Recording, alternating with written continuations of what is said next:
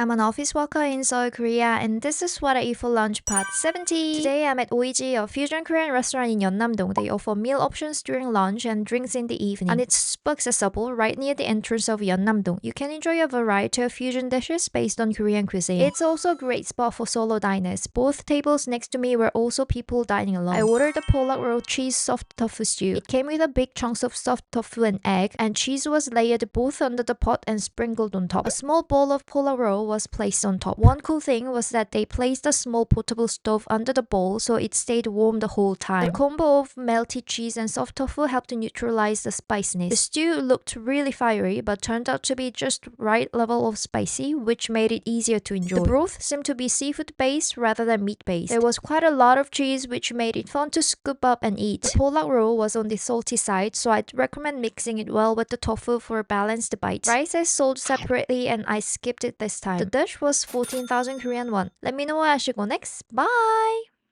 I'm an office worker in Seoul, Korea, and this is what I eat for lunch part 71. Today I'm at Wangbijip in Myeongdong. It's a place I come to occasionally because of their solid meat lunch specials. There are actually a few branches just within Myeongdong, and the great thing is that the quality is consistent across all of them. We ordered the pork rib galbi set and the brisket set, which comes with rice, soup, meat, and a variety of side dishes. Banchan here are all high quality, so the overall value is great. You also get a small bowl of K-bbq per person. While the brisket is tasty, I'd recommend the pork galbi more as it comes in a bigger portion. Also, with a generous amount of fresh greens, wrapping up each bite is part of the fun. The doenjang is also nicely done with a rich savory flavor and plenty of ingredients, just what you'd expect from a Korean barbecue spot. The absolute highlight is definitely the pork ribs. Sometimes the sweetness can feel slightly excessive, but the meat is flavorful and tender and the portion is generous. Sure, it's not quite the same as grilling it fresh at your table, but it's still delicious and super convenient since it comes pre-grilled. The pork galbi set is 15,000 Korean won and the brisket set is 17,000 Korean won. Pretty solid value, right? Let me know where I should go next. Bye!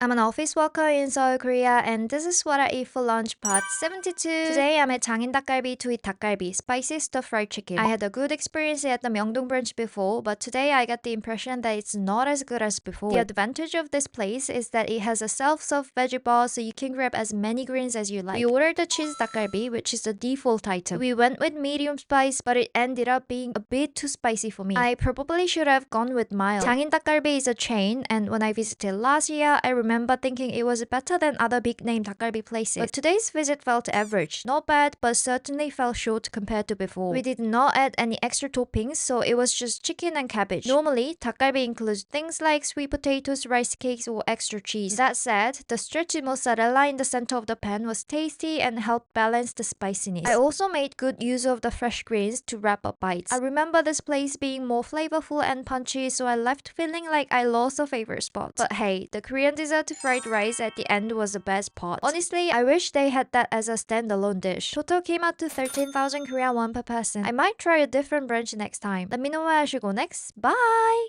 I'm an office worker in Seoul, Korea, and this is what I eat for lunch part 73. Today I'm at 꾸에흐엉, a Vietnamese restaurant in Myeongdong known for its great value. It has good food, but the name's a bit tricky and it's tucked away on the second floor, so everyone at work just calls it the second floor Vietnamese place. The beef pho is exceptional. Deep, flavorful broth, soft noodles, and plenty of meat. What makes the food here more credible is that the servers don't speak Korean very well. I believe they are Vietnamese, and somehow that makes the food feel even more authentic. Also, I don't really eat bean sprouts, so I like that they were served separately. I also had the pineapple fried rice served in adorable little pineapple shaped bowl. I wonder how they managed to make it so flavorful. It's bursting with umami flavor and super addictive. I kept going back for more because it was just that tasty. And really, how cute is that bowl? The portions are generous and honestly, everything on the menu hits the spot. I must have eaten too well because I felt super sleepy afterward. The pho especially hits different when you're recovering from a night out. All of this came to 11,000 Korean won per person. Such good value, right? Let me know where I should go next. Bye!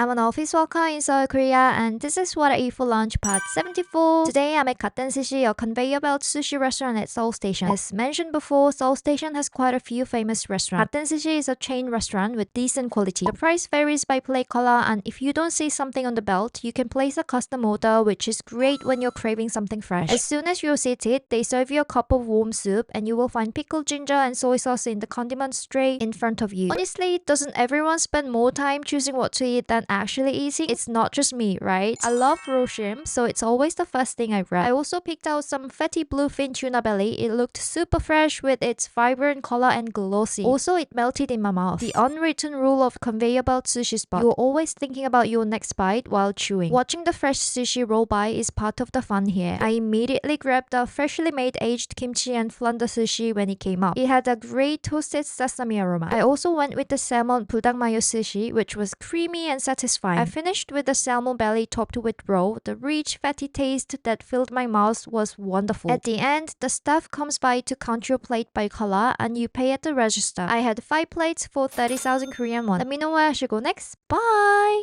I'm an office worker in Seoul, Korea, and this is what I eat for lunch part 75. Today I'm at Hadongkwan in Myeongdong, a long-standing spot known for its traditional 곰탕 beef bone soup. It's actually a place I used to come to with my parents as a kid, so it's filled with nostalgia for me. The price is on the higher side, but I keep coming back for the clean, deep flavor. You pay first at the counter, and the food comes out almost immediately after you sit down. Unlike the milky white style some 곰탕 places serve, Hadongkwan's broth is clear and light, and the rice comes already in the soup. They will ask if you want ox tripe included. Of course I said yes. Don't panic if there are no spoons on the table. They bring them out with the food. I like to load mine up with chopped scallions and a sprinkle of pepper. The seasoning is pretty spot on, but there's salt on the table if you need it. Despite the clear broth, the flavor runs deep with a subtle beef aroma and it's not heavy at all. The meat might seem insufficient, but with the amount of rice, it's surprisingly filling. And the kimchi here is incredible, especially the 깍두기 radish kimchi. You can tell a good 곰탕 place by its kimchi, right? Everyone eats differently, but I always save the rice for last so the grains fully soak up the broth. One bowl is 18,000 Korean won. So it's not a cheap meal, but with over 85 years of history and even a mention in the Michelin Guide, this place is truly iconic. Let me know where I should go next. Bye!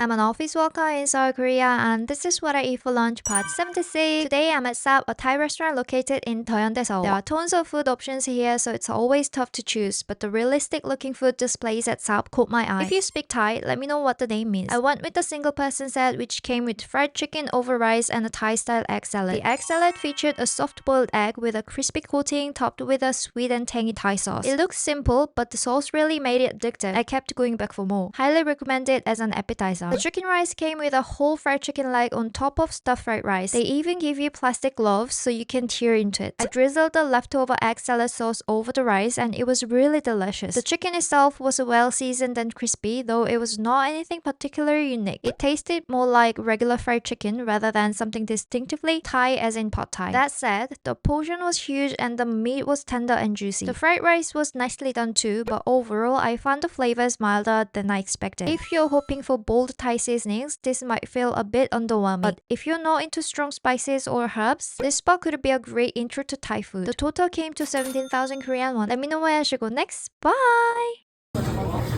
I'm an office worker in Seoul, Korea, and this is what I eat for lunch part lucky 7. Today I'm at 쯔루하시 Fugetsu, a Japanese teppanyaki restaurant located right in the middle of Myeongdong. It's popular with both tourists and locals, and luckily there was no wait today. Each table has its own hot plate, so you can enjoy your food warm the whole time. And it really gives off that local Japanese vibe. I ordered the Osaka set, which includes okonomiyaki, yakisoba, and tonpeiyaki. The okonomiyaki, filled with shredded cabbage, is mixed and cooked right on the grill in front of you. It takes about 15 minutes to cook, and it comes topped with plenty of katsuobushi bonito flakes, which I love. While that was cooking, the tonpeiyaki, a Japanese-style rolled omelette, came out. It's served hot and fresh, and I was so happy to dig in right away. Then the yakisoba arrived. The noodle had a nice chewy texture and were coated in a rich teriyaki-style sauce. It came with both squid and pork, so the portion size was satisfying. By the time I was halfway through, the okonomiyaki was ready to flip. Once it's flipped, they add mayo and sauce on top. The flavor exploded in my mouth, blending together perfectly. Soft, moist, and perfectly balanced. The okonomiyaki was definitely the highlight of the set. Ordering the set was a great idea and a nice way to try a bit of everything. The total came to 20,000 Korean won per person. Let me know where I should go next. Bye!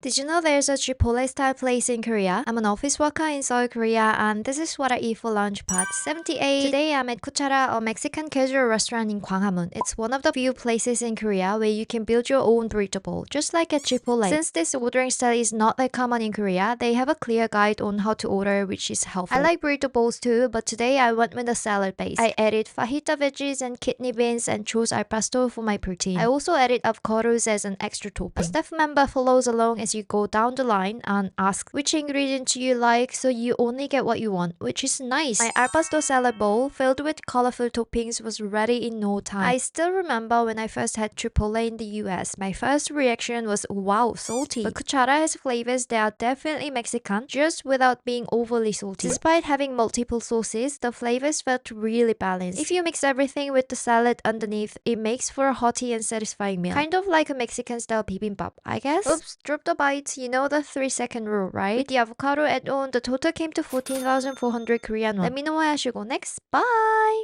This was honestly the softest noodle dish I've ever had in Seoul. I'm an office worker in Seoul, Korea, and this is what I eat for lunch, part 79. Today I'm at ggumgukshijip in Myeongdong, known for their noodles in a rich beef bone broth. I can't really explain why it's called gukshi instead of guksu, but in Korea, this kind of noodle served in milky white broth is called gukshi. They are characterized by their soft texture, served in a richer and deeper beef bone broth compared to regular noodles. We started with a plate of dumplings to share. They were simple and classic, just your standard meat dumplings. The main dish though was all about the broth. The flavor-packed oxbone soup was already perfectly seasoned. No need to add extra salt. It comes with thin slices of beef on top and the medium-thick noodles that have the perfect texture. The noodles had soaked up the broth nicely and were so soft they practically slid down. What really kept me coming back for more was the deep savory broth. It's addictively comforting. The kimchi here was straightforward. No sweetness, just clean napa cabbage flavor. But that simple spiciness actually balanced the richness of the broth really well. The noodles were 12,000 Korean won and the dumplings were 8,000 Korean won for 6. I heard their hot pot noodles are also famous, so I will be back to try those next time. Let me know where I should go next. Bye!